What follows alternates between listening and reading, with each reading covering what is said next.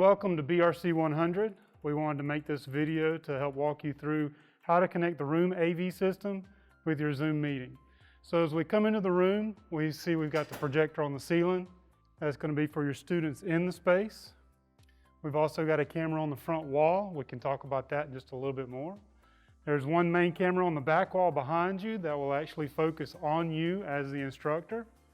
And as you come on in, you'll see several ceiling mics. And you'll also see two displays on the back wall back here. And as we start the system, we'll be able to show you what those exactly look like. So our main teaching station's up here in the front.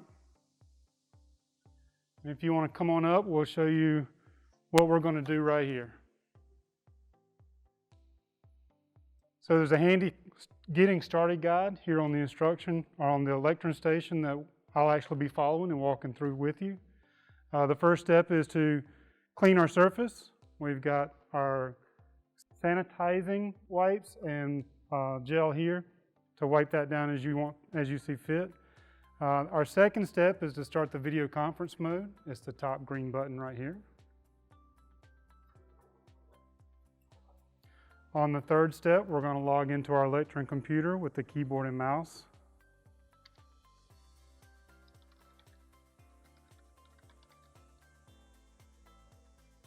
Use the right password.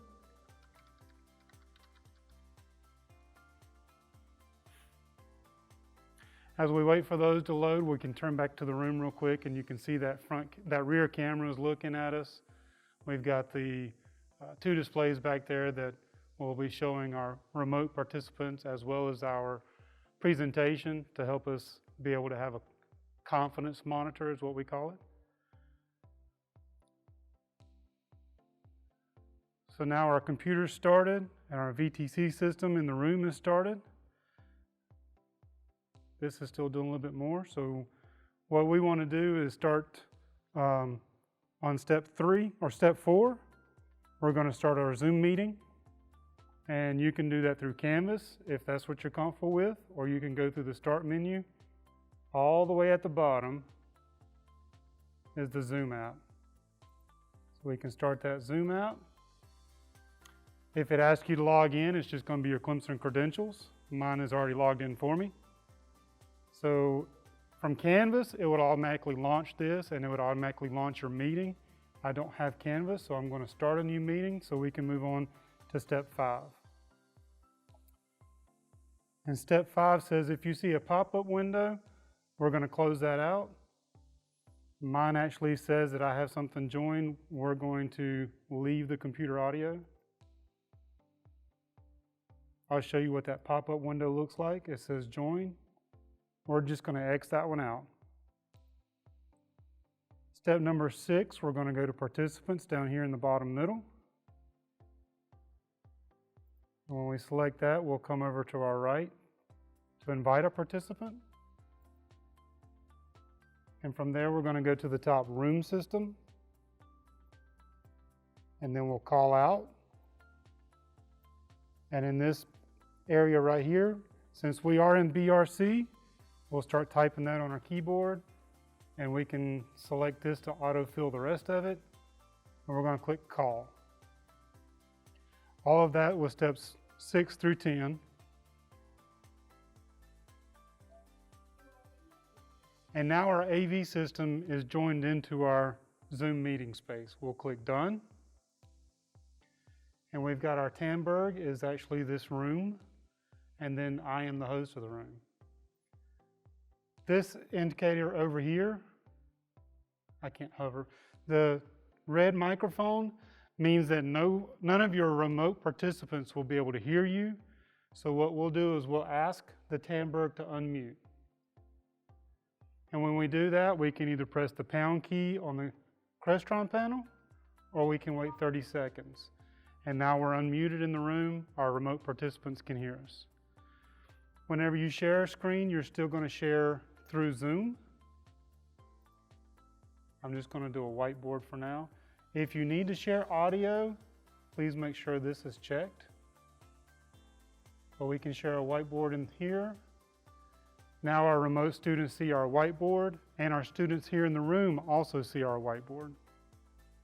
So this is your basic Zoom setup that you're going to be used to. Now we want to focus a little bit on our touch panel here. There's several options as far as volume and how things are going to look here in the room. If the mute microphones is red, that means the remote students are not going to hear you. So we want to make sure that is unmuted. It's going to show up black. If you're having trouble hearing your remote students, we want to make sure this one is also not red. If you're still having trouble, we want to make sure, press this 10 times or so. It should be maxed out already. Based on a previous user, they may have changed it. But we can turn up the remote students there. And once you press this several times, you can use this up arrow to increase the volume in the room. Once you've got that set, you should be able to hear your remote students. Now we've got some camera controls that we can do. And this allows you, for the lectern view camera, that's viewing this lectern. The student view camera is going to view the room, the students in the room. This directional pad here will actually move the camera left and right, up and down, based on how you want to see it. And then there's also a zoom in and zoom out. So if you want to capture more of the front area, you would zoom out. If you wanted a tighter shot of the front area for a whiteboard, for example, you would zoom in. There's several presets. They're very rough presets as far as this is a front lectern shot. Preset 2 is a little bit more of the front, more of the whiteboard. Preset 3 zooms into the whiteboard a little bit further. Do not share any content while you're connected to a Zoom session. This will create feedback and audio problems. One other thing, I'm sorry, if you don't hear the remote students, make sure that mute button is also black like this instead of red like that.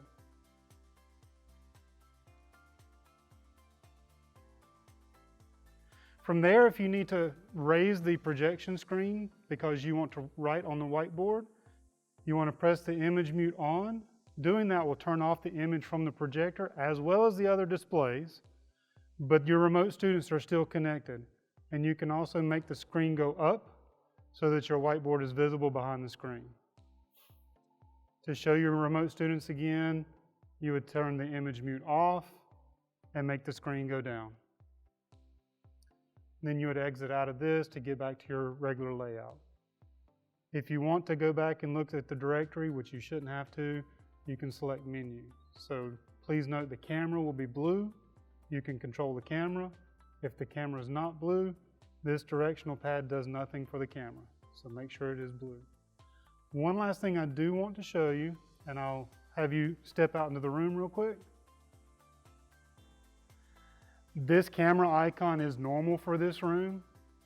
Do not be startled if you see that. Once your remote students start connecting, that camera icon will actually become smaller and you'll see more of your remote students.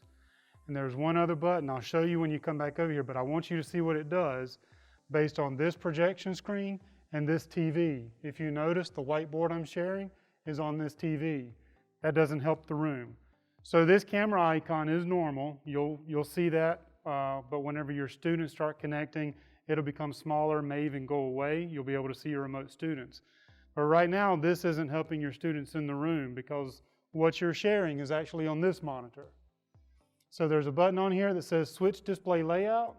And when you do that, it's going to put your presentation on the projection screen and your remote students here. This screen isn't really for you, it's for the students in the room to see the remote students. So if you want to come back up, I'll show you what that button actually is in case this comes up in your situation. Right above that mute microphone is Switch Display Layout.